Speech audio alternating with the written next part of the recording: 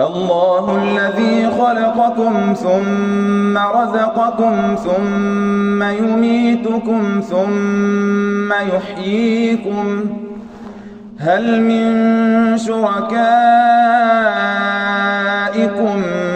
من يفعل من ذلكم من شيء سبحانه وتعالى عما يشركون ظهر الفساد في البر والبحر بما كسبت أيدي الناس ليذيقهم بعض الذي عملوا لعلهم يرجعون قل سيروا في الأرض فانظروا كيف كان عاقبة الذين من قبل كان أكثرهم مشركين فأقم وجهك للدين القيم من قبل أن يأتي يوم لا مرد له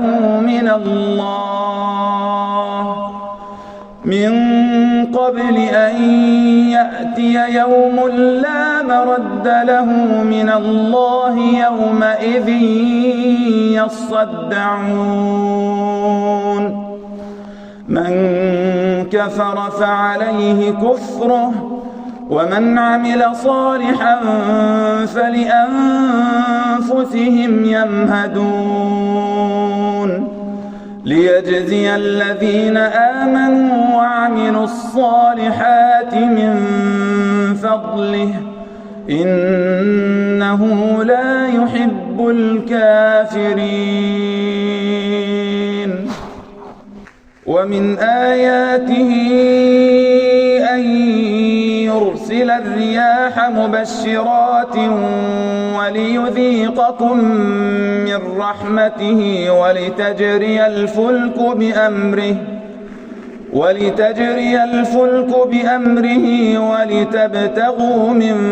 فضله ولعلكم تشكرون ولقد أرسلنا من قبلك رسلا إلى قومهم فجاءوهم بالبينات فانتقمنا من الذين أجرموا وكان حقا علينا نصر المؤمنين